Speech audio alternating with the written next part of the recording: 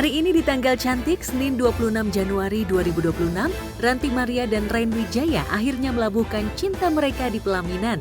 Meski digelar secara tertutup di Pulau Bali, tapi fans tetap bisa melihat acara pemberkatan pernikahan mereka yang akan ditayangkan secara live streaming di media sosial. Hal itu nampaknya sengaja dilakukan Ranti dan Rain lantaran keduanya sama-sama ingin pesta pernikahan yang intimate dan romantis. Lebih suka intimate, nggak terlalu rame karena kita berdua ini dia introvert banget, aku lumayan lah dikit introvert ya, jadi sebenarnya kalau terlalu banyak orang tuh capek, pusing, drain. Jadi orang terdekat yang kenal aja. Pengennya juga nanti di pantai. Pengennya outdoor. Itu dream ya. Di luar Jakarta kita harus cari titik tengah di mana keluarga kita yang dari Jakarta dan banyak keluarga dia dari luar negeri harus ketemu. Jadi di tengah-tengah.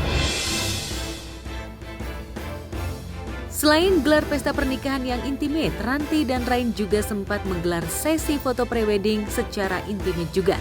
Namun, netizen iri berjamaah lantaran keduanya menggunakan konsep estetik yang mengambil latar arsitektur bergaya Eropa.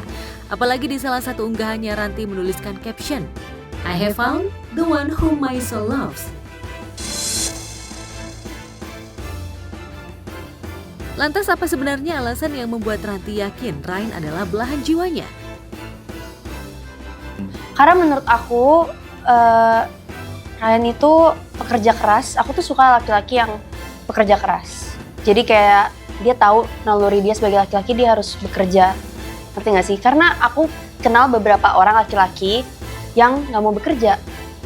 Yang santai banget hidupnya gitu. Nah kalau Rain nih kayak kuda, makanya aku kayak amazed.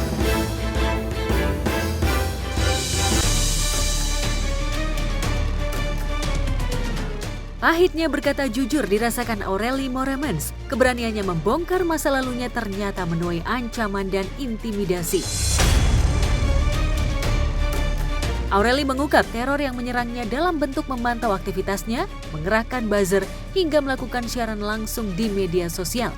Tujuannya untuk memberi tekanan mental dan menjatuhkan namanya.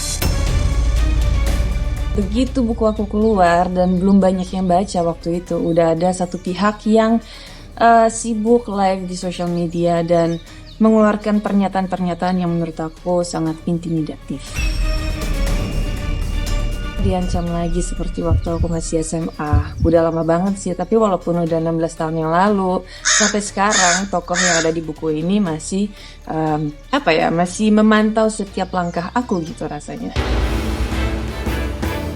Aureli memang tidak secara tegas menyebut nama orang yang meneror dan mengintimidasinya. Namun, publik seantero negeri sudah bisa menebak siapa orang yang meneror wanita blasteran Belgia dan Indonesia itu. Karena mereka menebak-nebak siapa saja tokoh-tokoh dalam buku aku yang memperlakukan aku kurang baik.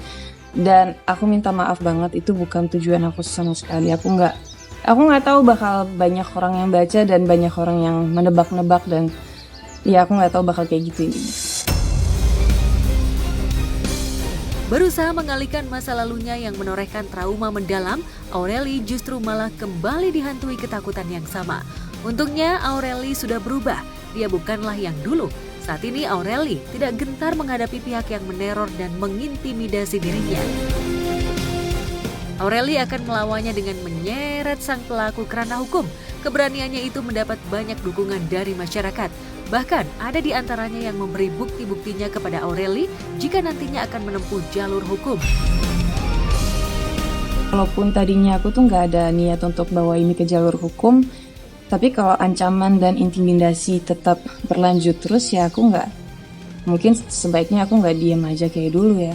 Ada beberapa orang yang kontak aku dan kasih aku bukti-bukti yang tadinya aku nggak punya. Mungkin itu pertanda, who knows, kita lihat aja. Ya dulu memang aku nggak mendapatkan keadilan yang seharusnya jadi hak aku. Walaupun masih menyisakan traumatik, Aureli berusaha bangkit dan tidak terbebani oleh masa lalunya. Ya, life must go on. Apalagi kini Aureli tengah hamil dan menantikan kelahiran anak pertamanya. Gak ada lagi deh yang ngalamin hal yang sama kayak aku karena gak enak. Rumahnya lama. Jangan ya. Dan buat kalian yang udah keburu mengalami hal itu, maaf aku nulisnya terlambat. Aku sendiri udah memaafkan semua orang yang ada di buku ini. Move on with my life gitu.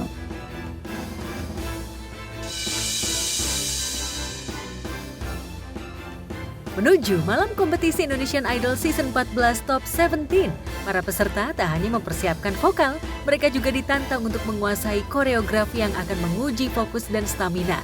Pasalnya, nyanyi sambil gerak ternyata nggak gampang.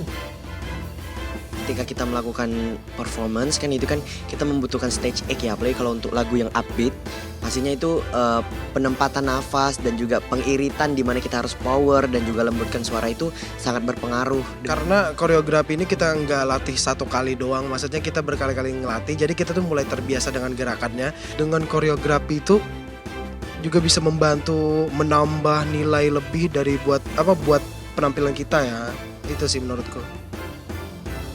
Tim Gospot pun berhasil mengikuti keseruan rehearsal para peserta di balik panggung Indonesian Idol Season 14 menuju final showcase nanti malam. Pasti deg-degan ya, Campur aduk ya. karena nervous mendekati hari H kita final showcase ya, jadi lebih kerasa deg-degannya. Kalau aku senang banget dengan rehearsal ini.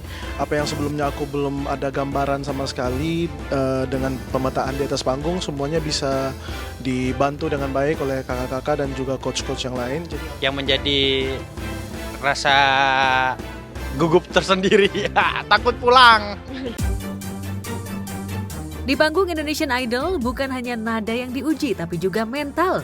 Dikenal dengan komentar yang jujur, tajam, dan tanpa basa-basi.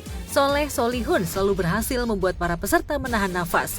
Bukan untuk menjatuhkan, komentar Soleh justru menjadi pengingat.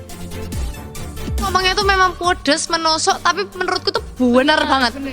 Kayak itu tuh memang harusnya kita mempelajari hal itu gitu loh. Malah menurut Celi sih enakan ngomong kayak gitu, jadi itu the point. Nyanyinya tidak menarik, promonya juga sama tidak menariknya. Ya saya mau komen berdasarkan yang saya lihat aja, jadi kalau pas dianggap kena ya alhamdulillah ya. Itu aja, saya mah hanya mengomentari apa yang saya lihat dan saya rasakan. Pasti orang ada yang suka, ada yang tidak suka, jadi dinikmatin saja.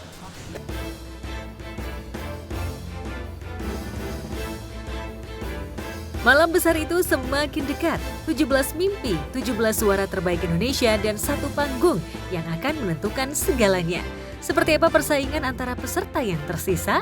Apakah kehadiran Florentino Joshua alias Josh Flow, seorang penjaga tahanan yang suaranya selama ini tergolong aman dari penilaian juri, jadi saingan terberat para peserta lainnya? Atau Nicky Baker, penampilannya yang selalu berhasil memukau? Bekasi boleh bangga punya Nicky Baker. Menurut saya kamu punya banyak modal untuk jadi seorang idola ya. Siapkah mereka menaklukkan panggung Indonesian Idol Season 14 dan membuktikan siapa yang layak melangkah lebih jauh? Inilah perjuangan Top 17 Indonesian Idol Season 14. Halo buat seluruh masyarakat Indonesia dari Sabang sampai Merauke. Jangan lupa saksikan keseruan final showcase Indonesian Idol Hari Senin dan Selasa 26 dan 27 Januari Di jam 21.00 waktu Indonesia bagian Barat. hanya di RCTI. Dan jangan lupa vote kita sebanyak-banyaknya. Dadah! Semangat 17 peserta Idol yang tersisa. Kerja keras di balik panggung akan dibuktikan malam ini di babak final showcase. Idol lovers, jangan sampai ketinggalan ya. Siapa nih kira-kira dari top 17 yang bakal lolos dan nextnya akan berdiri di panggung spektakuler. Yang punya jagoan, terus dong kasih dukungan. Oke pemirsa, terus saksikan Gospot setiap hari Senin sampai dengan Jumat pukul 5.30 waktu Indonesia Barat di RCTI yang semakin oke. Karena kabar selebriti paling hot tentunya bisa pemirsa update hanya di Gospot. Saya Dona Arsinta dan tim yang bertugas undur diri. Selamat pagi, selamat beraktivitas, and have a nice day.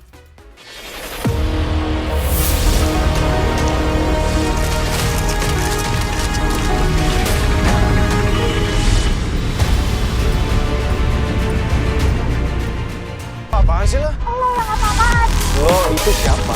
Saya tidak bisa meneruskan pernikahan saya dengan Aira. Kamu tuh nggak pernah ngurusin suami kamu. Kerjanya cuma foya-foya.